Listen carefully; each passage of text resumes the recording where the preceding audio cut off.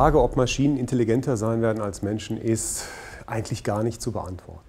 Lassen Sie mich stattdessen über künstliche Kognition statt künstliche Intelligenz sprechen.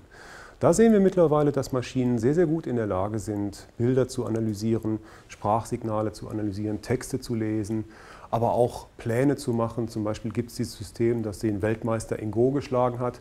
In dieser Hinsicht sind Maschinen wirklich mittlerweile sehr gut und bei solchen Spezialaufgaben ist es durchaus denkbar, dass sie in sehr naher Zukunft besser sein werden als menschliche Experten.